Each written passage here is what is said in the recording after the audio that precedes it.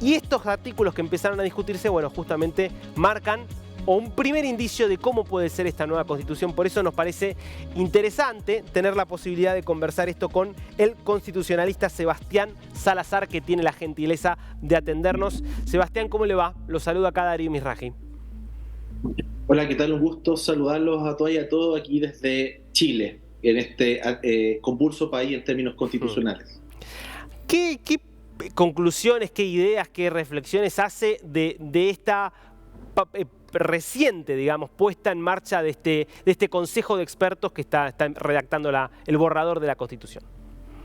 Mira, para ilustrar a los amigos de Argentina y de toda Latinoamérica, me gustaría plantear brevemente qué consiste el proceso constituyente chileno, Perfecto. que surge de una forma distinta a lo que ocurrió con el proceso anterior y la Convención Constitucional, que era el único organismo acá.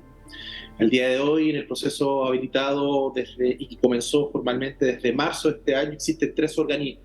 El Comité de Expertos, que es el que está funcionando el día de hoy, existe el Consejo Constitucional y un grupo de árbitros que se llama Comité Técnico de Admisibilidad. El Comité de Expertos fue electo por diputados y senadores con representación parlamentaria. El Consejo Constitucional será electo el 7 de mayo y corresponde a los representantes electos por el pueblo para continuar en el proceso constituyente, y los árbitros fueron elegidos por las autoridades políticas en el Parlamento. Está funcionando el primero de estos organismos por personas que tienen un grado de técnica y política, pero también con una vinculación partidista, y ellos presentan un anteproyecto para luego ser abordado por el Consejo Constitucional, que es el organismo representativo popular en sentido estricto. Y lo que ocurrió el día de ayer y lo que está ocurriendo dentro de estos días es el debate de, digamos, el borrador en general de la propuesta, que es la primera articulado sobre el cual se va a profundizar ya el análisis más detallado de las diversas normas constitucionales de este anteproyecto. Eso es a modo de síntesis lo que está ocurriendo el día de hoy y cómo va avanzando el proceso constituyente chileno en esta tercera etapa. La sensación, Sebastián, es que de lo que fue un proceso sin dudas bastante caótico que caracterizó el comienzo de la Asamblea Constituyente del proceso anterior, ahora se ve algo bastante más encauzado, bastante más ordenado. ¿Esto es apariencia o efectivamente está siendo más ordenado el proceso? Yo creo que el proceso al día de hoy tiene una estética y una performance distinta y que se entiende mucho en oposición a lo que ocurrió anteriormente. El proceso anterior fue bastante ajeno a los partidos políticos, con mucha participación de independientes. Eso no fue bien visto, hubo una serie de dinámicas en la Convención Constitucional que generaron conflicto, había cosas positivas también de esta instancia, de otra forma era la cara de Chile, pero como consecuencia del categórico resultado del plebiscito del 4 de septiembre del año pasado, las formas cambiaron mucho más. Este es un proceso mucho más institucionalizado, mucho más burocrático. El procedimiento es mucho más estructurado, mucho más riguroso en términos normativos. Los organismos creados también tienen esa idea de equilibrio entre legitimidad democrática y una buena y adecuada pericia técnica, pero es un proceso que de una otra forma está articulado principalmente desde el Parlamento y los partidos políticos.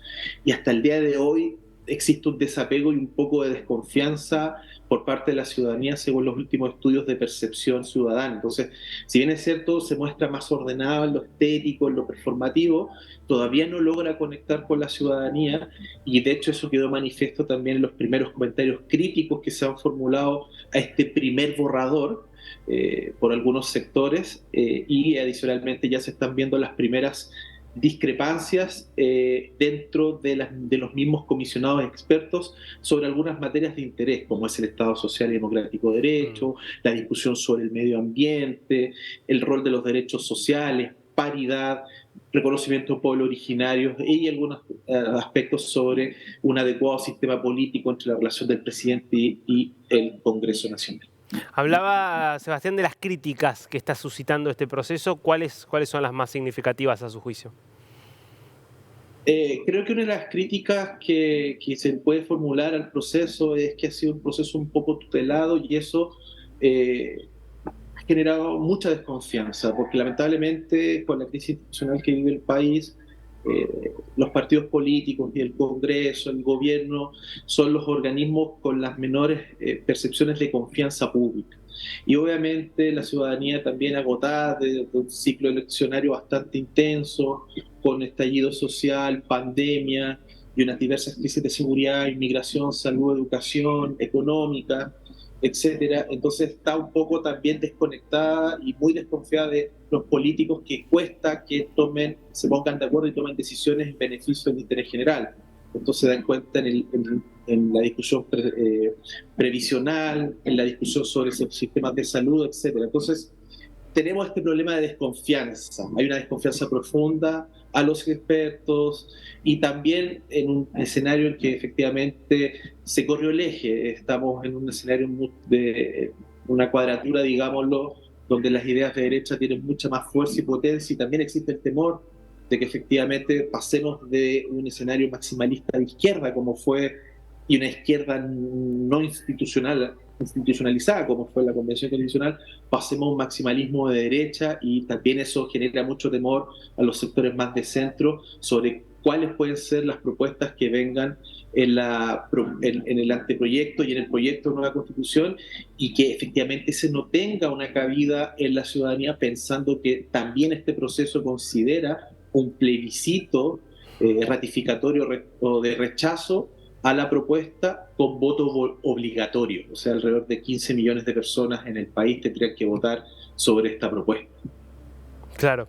Y yendo un poco más hacia el fondo de lo que se está discutiendo, por lo menos de los proyectos, por ejemplo, hay todo un apartado que refiere a reformas políticas, a cómo tienen que ser los mecanismos de representación, si tiene que haber reelección o no reelección a cargos de distintos niveles.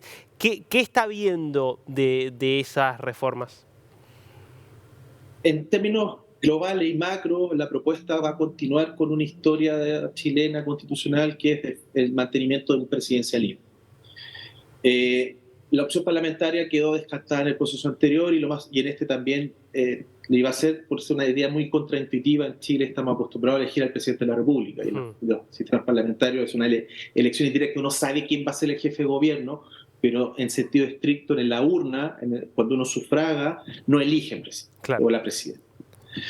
Lo que se está tratando de avanzar es, yo creo que en dos grandes vías. Primero, generar mecanismos de colaboración entre el gobierno y el Congreso Nacional para destrabar los problemas de gobernabilidad que tenemos en la actualidad, sobre todo con gobiernos que no pueden conducir sus programas de gobierno, que no tienen mayorías parlamentarias. Entonces llevamos mucho tiempo en que los gobiernos no pueden avanzar, no están representando la voluntad popular, y de una u otra forma tenemos un estancamiento en distintos niveles, en salud, educación, vivienda, etcétera. Toda la legislación social en materia de derechos sociales están todavía trancados, porque además no tenemos un acuerdo común, existe una polarización en ese escenario. Y el segundo gran aspecto, que yo creo que existe también otro consenso en el sistema político, tiene que ver con subir las reglas electorales a la Constitución para evitar la fragmentación del actual Congreso. Voy a dar un ejemplo. Chile tiene una Cámara de Diputados y un Senado, Congreso bicameral. En la Cámara de Diputadas y Diputados tenemos alrededor de 24 fuerzas políticas que tienen parlamentarios. Ponerse de acuerdo con muchos parlamentarios y muchos sectores completamente difícil, además en un escenario de gobierno de minoría. Entonces, la sensación de que el sistema político no está dando resultados, que no está resolviendo problemas que afectan a la ciudadanía, está muy presente, y además con los niveles de desconfianza que yo te he señalado. Entonces las propuestas tratan de avanzar en esos términos, ya que hay un cierto consenso sobre la materia. Sin embargo, creo que habría que profundizar un par de aspectos más en términos de ley de presupuesto, o incluso mejorar lo referente a mecanismos de coordinación, ya sea con un ministro coordinador, o como la figura argentina, como jefe de gabinete, que se está analizando al día de hoy, o también buscar algunas alternativas para, por ejemplo, asegurar mayoría, sobre todo en las elecciones de parlamentarios. Muy el modelo francés, en que la elección parlamentaria ocurre después de electo el presidente o en una eventual segunda vuelta. Sebastián, le hago una última pregunta. ¿Cómo ve que va a articularse este borrador y este consejo de expertos con quienes van a ser elegidos ya directamente por todos los ciudadanos a partir del 7 de mayo? Mira, este anteproyecto tiene un antecedente previo, que en el Acuerdo por Chile, que fue el acuerdo que habilitó esta nueva etapa del proceso constituyente, las fuerzas políticas aprobaron 12 bases, que son elementos que deben estar considerados en la propuesta, pueden ser profundizados o mantenerlos en esos términos, y es como una especie de líneas más o menos macros, digamos, los fierros, los cimientos sobre los cuales puede estructurarse esta nueva constitución. Y ahí quizás lo más importante tiene que ver con la configuración de Estado Social y Democrático de Derecho. Yo creo que esa es la gran apuesta de este proyecto de nueva Constitución. Por lo tanto, uno de los primeros problemas que uno puede observar acá, y que esperemos que esto sea subsanado en la discusión de la Comisión Experta y después en el Consejo Constitucional, es que esto no es una reforma constitucional, no es una reforma a la Constitución vigente en 1980, sino que se trata de una nueva Constitución que efectivamente tenga un apoyo político y social transversal para el país. Ese es el primer temor. De que se quieran morigerar algunos aspectos de la Constitución del 80, se quiera desvirtualizar esta idea de Estado Social y Democrático de Derecho, los derechos sociales mantengan ciertas lógicas de mercado, que es lo que se ha criticado intensamente en el país. En segundo lugar, también tenemos este problema de que esta discusión de la Comisión de Expertos se está haciendo en campaña electoral para los consejeros constituyentes, y de hecho este trabajo de los comisionados debe terminar los primeros días de junio. Pocos días después se constituye el Consejo Constitucional. Entonces el debate de muchas de estas iniciativas se va a dar en plena campaña electoral, en donde la izquierda está en una situación un poco complicada, porque generalmente cuando tú tienes gobierno, las votaciones son en contra de tu gobierno, pero adicionalmente en la derecha existe una disputa a tres bandas, hay tres sectores de derecha que se están disputando la hegemonía del lugar. Entonces, en algunos escenarios, eso implica incluso radicalizar ciertos discursos, alejarse del centro por la posibilidad de fuga de electorado, y hay otros sectores que con la polarización o la radicalización de ciertas ideas y discursos buscan tener mayor apoyo electoral y generar propuestas populistas que incluso se están discutiendo al día de hoy. Sebastián Salazar, muchísimas gracias por este tiempo con News. No, muchas gracias a usted y mandarle un cordial saludo a nuestro amigo en Argentina y en toda Latinoamérica.